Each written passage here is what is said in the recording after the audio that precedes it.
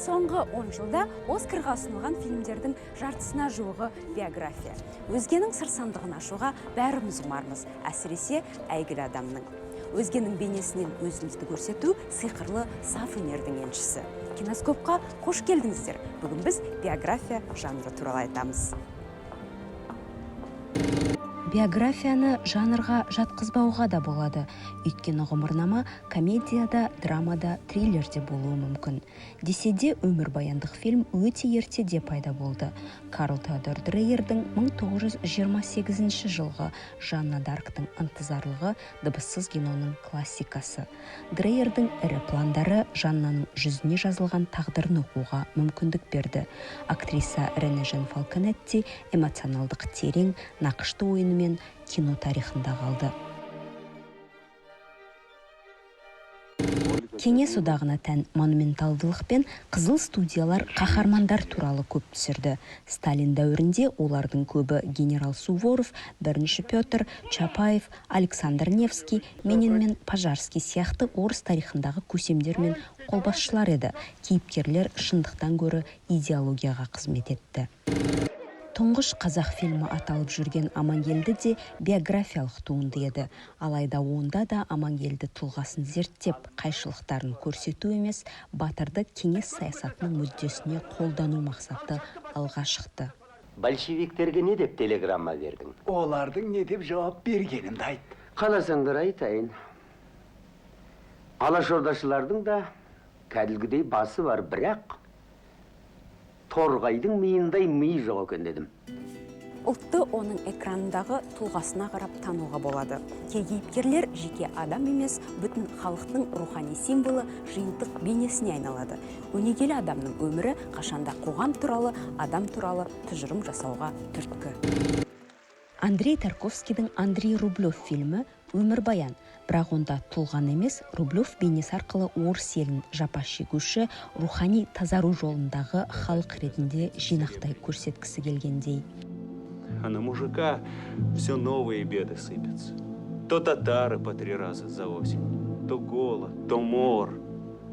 А он все работает, несет свой крест смиренно, не отчаивается, а молчит и терпит. Қазақ фильмнің алғашқы қарлығаштары қатарында Абай туралы фильм болды. Абай орысшыл болуға тиіс деген талаппен ақын өмірін экрандауға рұқсат етілді. Ал Әуезов үшін Абай бейнесі арқылы қазақты білімге құштар гуманист халық ретінде көрсету маңызды болса керек. Дегенмен тұлғаларды тірі адамнан гөрі өзгелерге үлгі ретінде көрсету үрдісі социалистік реализмнен бастау алса, Абай әндері соның бір мысалы. Әділет тілеймін мен бұл биліктен, өлінің арына, тірінің сағына бола тілеймін. Азаттық тілеймін ажар мен айдар басына, қара күштің зорлығын тілдеп тілеймін. Өзіне қайтар, ер борсақты ел борсаққа.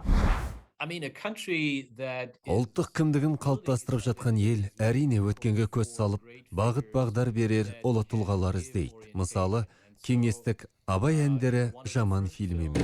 90-шы жылдары басқа Абай дүниеге келді. Бірінші фильм айталмаған, не айтқысы келмеген мәселелерді айтты. Абай мұнда әкесінің адал перзенті, Құнанбай қатал көсем. Фильмнің басынан мешіт салынып жатады. Соңында Құнанбай қажылыққа кетіп, мешіт салынып болғанда, бұл Андрей Рублев фильмінің соңындағы шіркеу қоңырауы соғылып, жұрт жиналған көрініске ұқсас. Бұл әрине ұлттық ұйысу символы. Жас Абай тиісті бағасын алмады. Ал меніңше, бұл шедевр. Қазақстан кімдігінің қалыптасуына импульс беруге тиіс фильм болатын.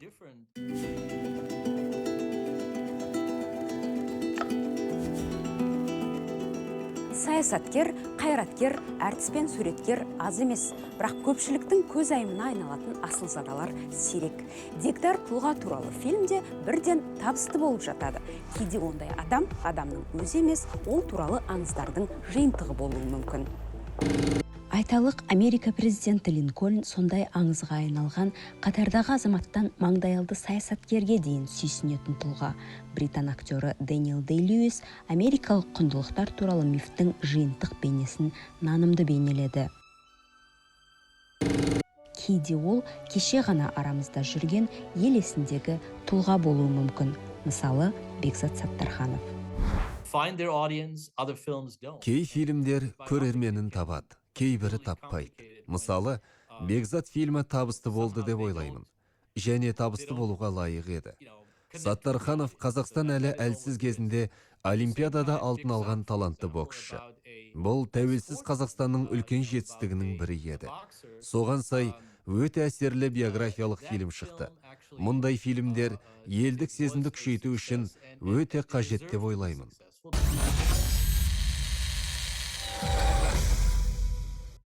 Қазақ тарихы көп уақыт қамауда болды. Оны босатудың бір жолы кино түсіру. Тарихи тұлғаларды тірілту ұлттың өткенін түгендеумен бірдей. Үлкен өлшеммен алғанда қазақ тарихының алдында өтелмеген парызымыз бар.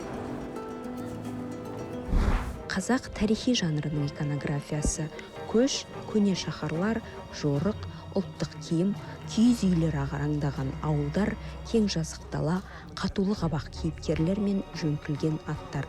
Қазақ өткені жайлы тарихи фильм көріп отырғаныңыз анық. Тарих оқулығының тіл біткен нұсқасына дайынсыз. Қасымхан туралы Ұлы дала таңы сондай фильмнің бірі. Мұнда бас кейіпкердің өмірі мен мінезін зерттеуден бұрын дәуірді сипаттауға ұмтылыс басым. Рүстем Әбдіраштың Қазақ хандығы алтын тақ фильмі де тәп сондай. Кеңестік нарративтерге қарсы хандық тарихын жадымызда жаңғыртты.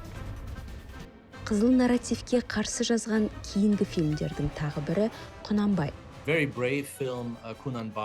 Жолжақсыновтың Құнанбайы өте батыл, полемикалық фильмдер едім. Ол Құнанбайдың қатыгез бейнесін қайта қарады. Қодар мен Қамқа сотын жаңа көзқарас тұрғысынан түсіріп, Құнанбайдың мәртебесін көтерген. Бәлкім, Әуезов көзі тірі болса, Құнанбай образын қайта жазар ме еді. Бірақ соны Жолжақсынов жасады. Және сенімді жасады. Бұл коммерциялық табыс үшін емес, қазақ мәдениетіне жан ашитын адамдар үшін түсірілген фильм. Тіпті шедевр деп айта аламын. Досхан Жолжақсыновтың түсірген фильмінде де Қодар Қамқа оқиғасын көрсете кетеді. Әсіресе осы мәселелер көбіне дау туғызады ғой. Ол енді шынымен былай айтқанда зерттеушілердің еңбектері бойынша ол болды деген болған оқиға деп айтып жатыр ғой. Ал енді одан сіз қалай қашасыз? Ол болды ма? Ол көрсету керек. Енді Абайдың ордасы солай болды ғой. Және де өзі ол адамдар сондай көбіне сол бір айналасындағы келеңсіз оқиғаларды, кейбір надандықтарды көргеннен, оянғаннан сонымен сыйыса алмай, өз ортасына сыймай кетеді ғой негізі. Сондықтан ең бастысы шындық.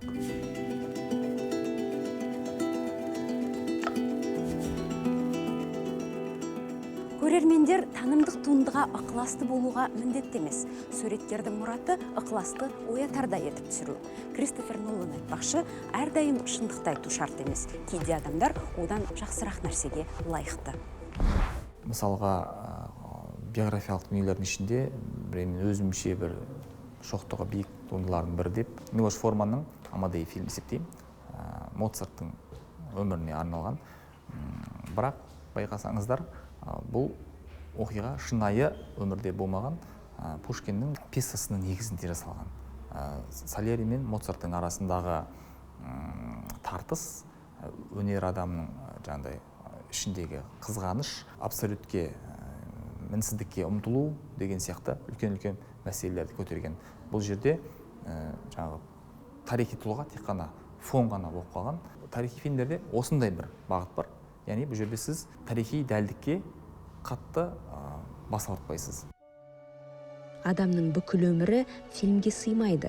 Көп байэпиктер бір маңызды оқиғаға арналады. Мысалы, Сойқан әртіс фильмі Томми Уисудың бөлме культ комедиясын түсірген кезеңі жайлы. Патшайым Диана ханшайым дүниеден өткен кездегі Элизабет патшайымның жағдайы туралы. Америкалық фотограф Джефф Веспа түсірген Әміре фильмі Әміре Қашаубаевтың Парижге сапары жайында. Әміренің Париждегі экспо көрмесіне қатысуы, Мұстафа Шоқаймен кездесуі сияқты оқиғалардан басқаның бәрі қиял туындысы. Америкалық сазгер Джордж Гершвинмен достасуы, Париж сұлуы Лидің жүрегін жаулауы сияқты оқиғалар гламур бейне тудыру үшін ойдан шығарылған. Жанрға қандай көзқараспен қарайтыныңызға байланысты бұл шешімді қолдауға да, я қолдамауға да болады. Сол сияқты Мұқағали фильмі ақынның тосын бейнесін ұсынды және кей фактілерді бұрмалағаны үшін сынға ұшырады. Алайда фильм бір ақынның емес, бір ақын арқылы бар ақынның бейнесін көрсеткісі келгендей. Шетелде ол фильм жақсы қабылданады және көптеген жүлдеге ие болды. Ал бізде сынға көп ұшырады. Режиссердің айтуы бойынша ол енді көркем фильм болғандықтан сондай бір бұрмалауға барады және кейбір тұстарын, мысалы, жақсылығын арттырып, жамандығын жасырып деген сияқты сондай принципті ұстанған. Мұқағали Мақатаевтың өмірін нақты білмеген адам үшін ол ешқандай мәселе емес. Бұл жалпы бір кеңес үкіметі кезіндегі бір ақынның бейнесі. Және өте жақсы шыққан шынымен де.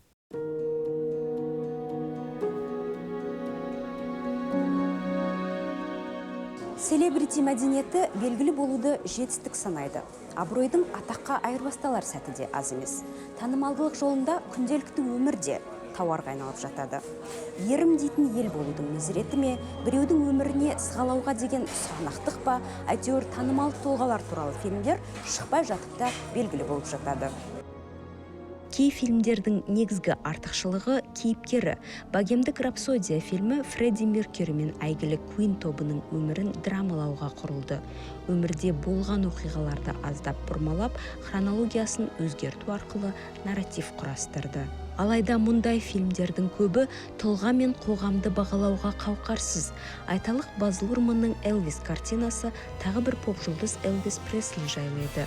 Лурман стиліндегі аттракцион киноның жарқыл-жұрқылы көзді жаулайды. Остин Батлердің ойыны жоғары бағалғанмен, фильм әнші мұрасындағы негізгі мәселе, яғни Элвис Преслидің қара нәсілділер музыкасын меншіктеу туралы көзқарас ұсынбады.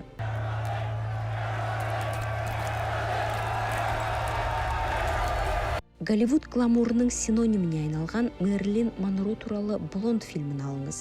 Монроның еркін, бақытты сәттерін ескермей, құрбан бейнесіне байлағаны авторлардың әйел мен қоғам арасындағы қатынасты сараптай алмауынан шыққанды. Қазақ киносында музыкалық биография ретінде Айдын Сахаманның Дос Мұқасан фильмі елеулі құбылыс болды. Басында ойладық, Стилягиға ұқсаса екен, же болмаса Богемский рапсодияға ұқсаса екен. Сол екі фильмнің ортасында бейтіп ойым теңселді.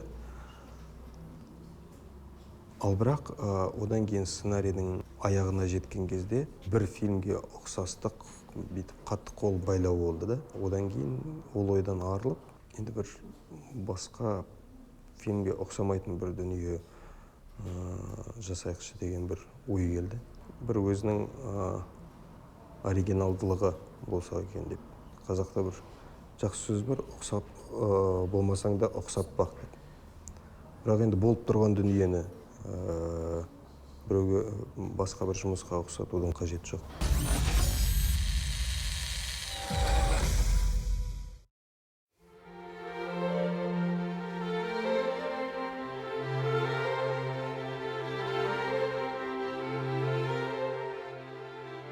Бекзат өнер кино күйбең тірлікті көтермейді, бірақ шебер сценаристің қолында шай ішіп отырып та тағдырлар талқандалуы мүмкін. Драматургияның алтын заңдылықтарына салса, кез келген адам қаһарман болып шыға келеді. Біздің мойнымызда жаңағыдай тарихты реконструкциялау деген қосымша міндет тұрады. Сондықтан жаңағыдай қия баспай, тарихи тұлғаның тұлғалығына көлеңке түсірмейтіндей, сіздің тарихыңызға көлеңке түсірмейтіндей және ақпараттар бұрмаламайтындай дүние жасауға міндеттісіз. Мысалға, Ахмет Ұстазов фильмінде Ахметке тапанша кезейтін жер бар.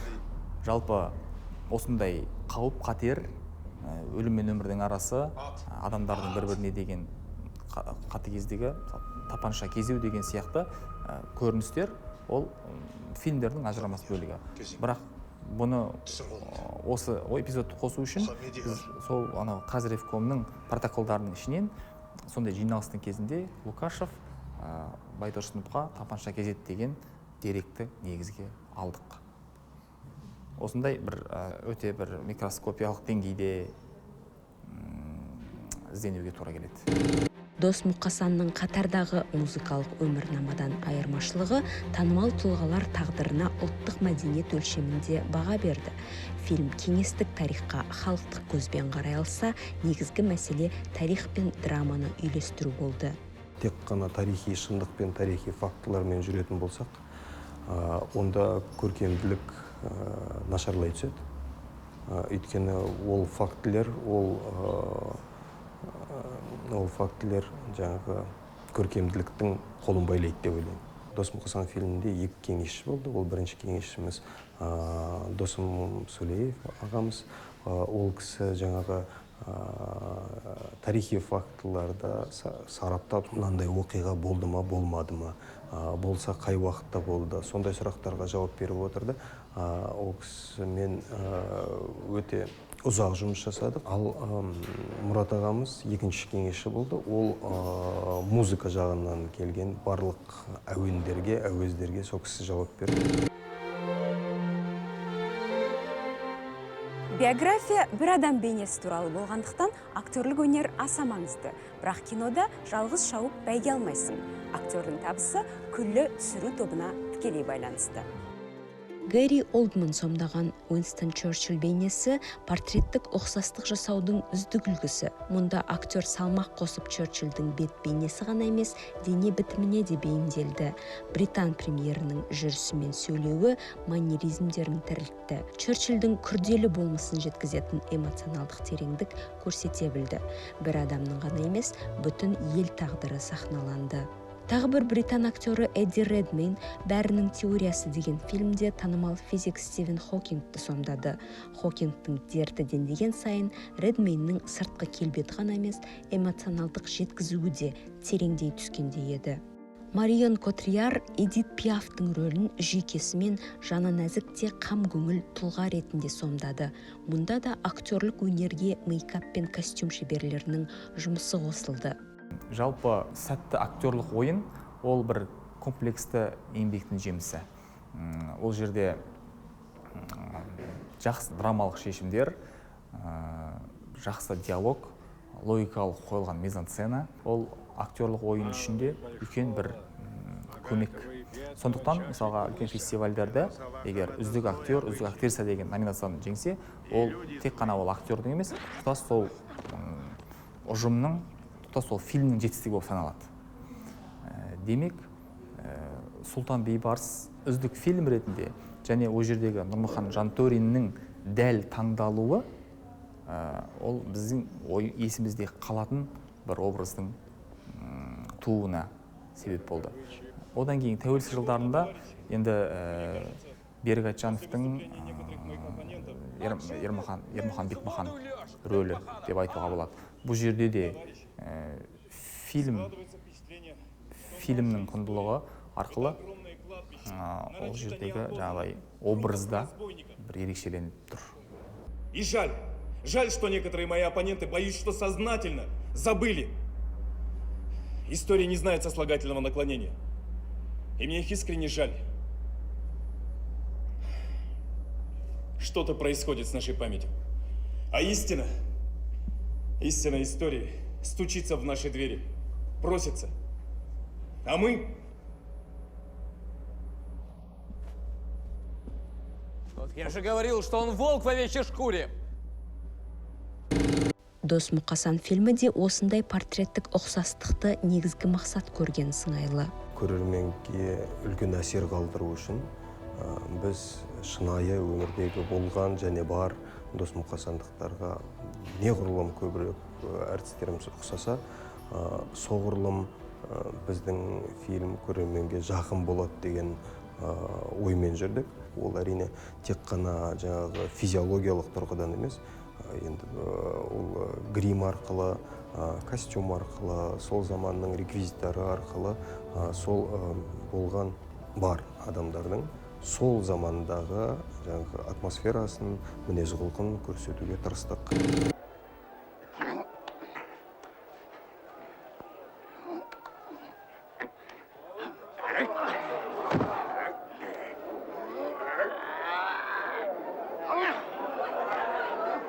Күш атасын танымас фильмі кеңес дәуірінің салқыны дегенімен Қажымұқан бейнесін нанымды жеткізді.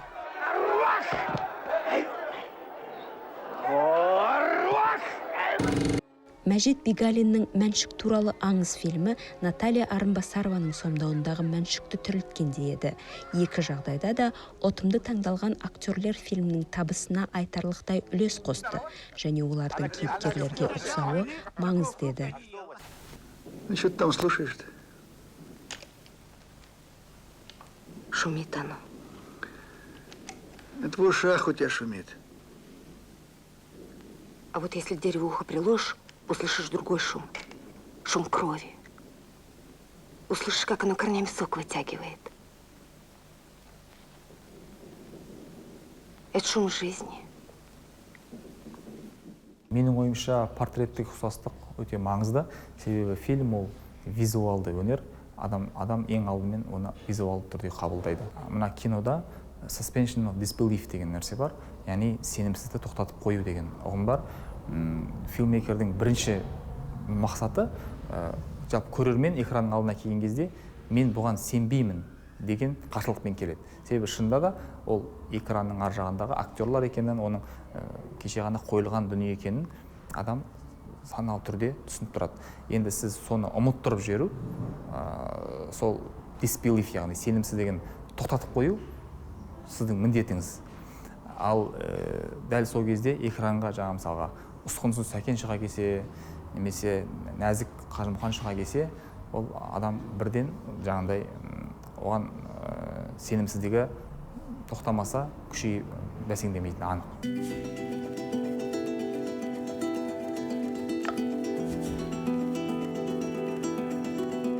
Кей сыншылар биография деген өнер емес, оздым дегенде өмірге мимикрия, симуляция ғана деген ой айтады. Алайда суреткердің қолын байлайтын жанр емес, өзінің қиялы ғана. Солай бөлек туындыны кез келген жанрда сұлбалауға болады. Сергей Параджановтың «Гранат түсі» армян ақыны Саят Нованың өмір баяны. Ақын өмірінің 4 кезеңін 4 актер сомдаса, олардың қатарында актриса Софика Чаурелидің үлесі ерекше. Диалог жоқтың қасы, баяндау бейнарративті, демек «Гранат түсі» кеңес туралы да, кино туралы да қалыпты түсінікке сыймайтын туынды.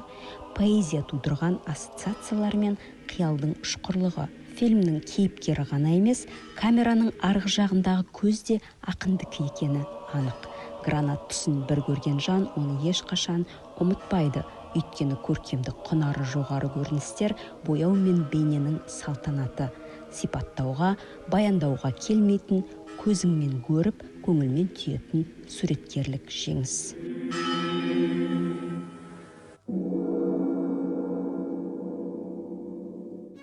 Мен онда емеспін. Тодд Хейнс түсірген Боб Дилан өмірбаянында бас кейіпкерді 6 актер ойнайды. Кейт Бланшетт, Хит Леджер, Бен Уишоу, Кристиан Бейл, Маркус Карл Франкли және Ричард Гир. Түс, анимация, сюрреалистік бейнелер оқиғаның ажырамас бөлігіне айналатын саундтрек жұмыла келе естен кетпес фильм түседі. Өнер мен танымалдылық туралы ең қызықты туындылардың бірі. Өмірбаяндық фильмдердің шыңы классикалық Азамат Кейн. Орсон Уэллс 40-шы жылдар үшін ғана жаңашыл фильм емес, қай уақытта да ескірмейтін туынды түсірді. Нарративті бірнеше көзқарас тұрғысынан бейсызықты баяндау, флешбэк, терең фокус, көлеңке мен жарықты пайдалану Уэллсты кино тілінің новаторына айналдырды. Ал Азамат Кейн бір адамның өмір арқылы ақша, атақ, билік пен жолдан таю туралы тамаша талдау болды.